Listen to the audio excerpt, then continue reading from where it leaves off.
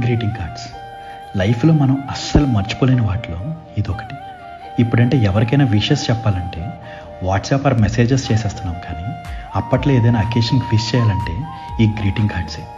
December వచ్చిందంటే చిన్నప్పుడు ఊర్లో ఎక్కడ చూసినా గ్రీటింగ్ కార్డ్ షాప్సే.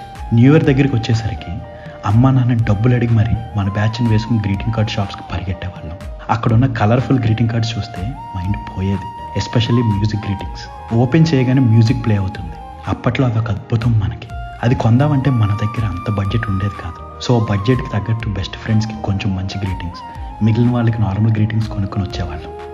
అబ్బాయిలకైతే సినిమా హీరోల గ్రీటింగ్స్, అమ్మాయిలకైతే హీరోయిన్ పిక్స్ ఉండే గ్రీటింగ్స్, టీచర్స్కి అయితే ఫ్లవర్స్ ఉండే గ్రీటింగ్స్. ఇంకా న్యూ ఇయర్ రోజు సైకిల్ వేసుకుని స్కూల్ హాలిడే అయినా సరే ఫ్రెండ్స్ అందరిళ్ళకి వెళ్ళి గ్రీటింగ్ కార్డ్స్ అండ్ చాక్లెట్స్ ఇచ్చి విష్ చేయడం, వాళ్ళు ఇచ్చే గ్రీటింగ్ కార్డ్స్ తీసుకోవడం.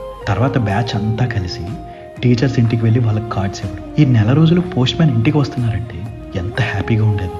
పోస్ట్లో వచ్చిన కార్డ్స్, ఫ్రెండ్స్ ఇచ్చిన కార్డ్స్ చూసుకుని మురిసిపోవడం, వాటిని జాగ్రత్తగా దాచుకోవడం. ఇప్పుడు లైఫ్ చాలా బాగుంది, కాదనట్లేదు. కానీ ఎందుకో మెసేజెస్ కన్నా అప్పట్లో అలా కార్డ్ తీసుకుని లోపల వాళ్ళు మన కోసం స్వయంగా రాసిన మెసేజ్ చదువుతూ ఉంటే ఏదో తెలియని ఆనందం కదా.